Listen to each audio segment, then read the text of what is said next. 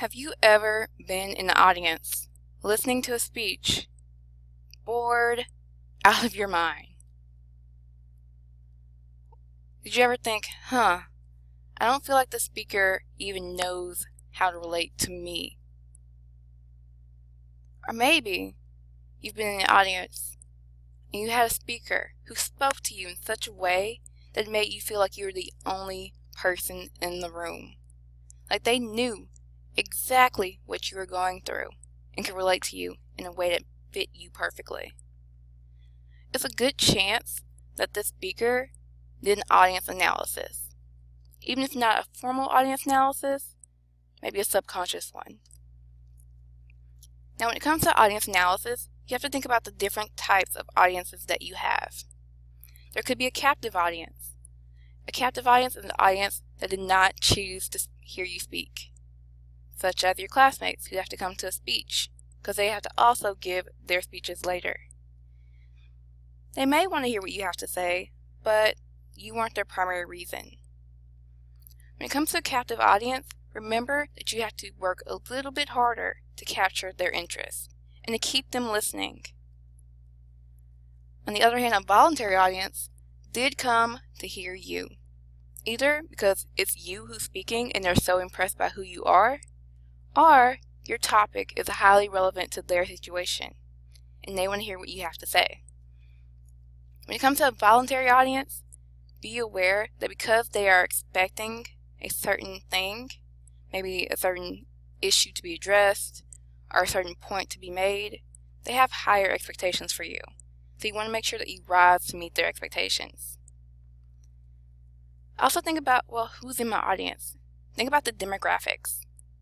Demographic is simply just everything that you can check mark on a census list, from race to your biological sex, to your age, to how much money you make.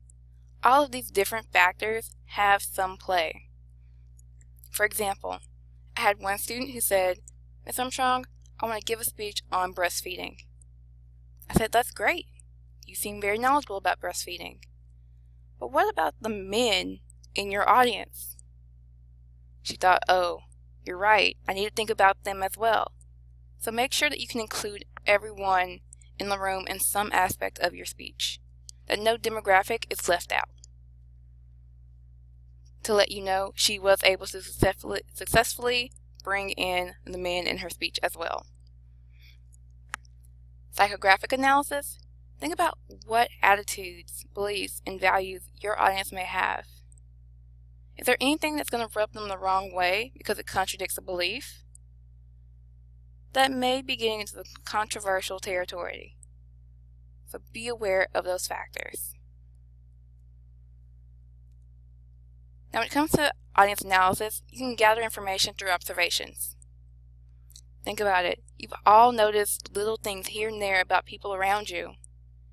Maybe you realize, hey, that person must have a favorite sports team because they're wearing that hat. Or maybe they're outdoorsy because I see them wearing outdoorsy clothing. You can start picking little things apart based on just your observations. Survey interviews. Now while we won't do a survey interview in this class, it can be helpful, where you give out surveys and you interview certain people on what their views are related to your topic. Questionnaires. Purely just check mark how you feel, write answers. Did this help you? Yes or no? What interests you in your field? What are your attitudes about this topic? So on and so forth. Then there's always the internet. So sometimes you can just type into Google, how do college students feel about this topic?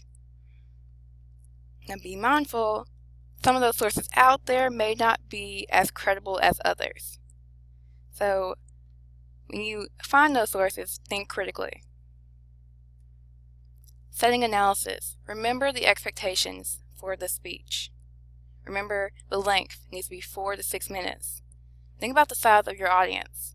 If you're doing it in the classroom, that's going to have a factor as opposed if you were doing it in a large auditorium, right? So place has a factor. Think about the equipment that you're going to use. You are going to need to present your PowerPoint. Therefore, you're going to need to have that screen. You're going to need to have the projector. You need to have those things in mind, and how do you interact with them and also interact with your audience. Remember to be audience-centered. Now, we've mentioned this before, but think about ethos, having credibility. Can your audience trust you? Think about logos, logic and reason. Are you presenting questionable facts? Are you presenting things that make sense? Do you have really strong facts and strong evidence to support what you're saying? Does your speech flow logically? And think about pathos. Make sure that you aim to have an emotional connection. Now, I'm not saying make your audience cry or to overindulge with being emotional with them, but even just telling a small story that they can relate to can build pathos.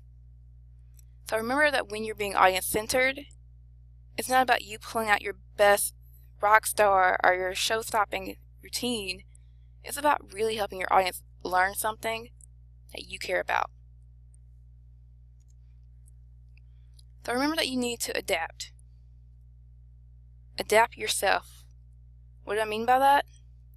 You may be the shy person who doesn't like to speak in front of large groups until you really, really know those people. Well, in this speech, you're going to have to work it a little bit more, maybe faking it, that you're really comfortable in front of your classmates, and adapt. Because we all want someone who's personable that we can relate to. Adapt your language. Don't use those fancy million-dollar words that people don't know. Remember, make sure you explain things that are difficult for people to understand, and that you use simple language that doesn't underrate people, that doesn't make people feel dumb, but at the same time doesn't make people question if you are even in the same vocabulary as they are. Adapt your topic. You may want to say a lot about your topic, especially if you have a pretty technical topic. But with a 4 to 6 minute window, your classmates probably won't be able to fully grasp a technical topic. Can you give it to them in layman's terms? Can you make something that's very complex simple? They don't need to know the entire history, they just need to know a little bit. And remember to adapt your purpose and thesis statement. Your entire purpose for the speech, again, is to inform. You may want to persuade, but nope, you gotta inform on your topic. And make sure that your thesis statement is clear to where your audience and classmates can fully understand, yes, this is what my speaker is saying, this is what my speaker is going to tell me about.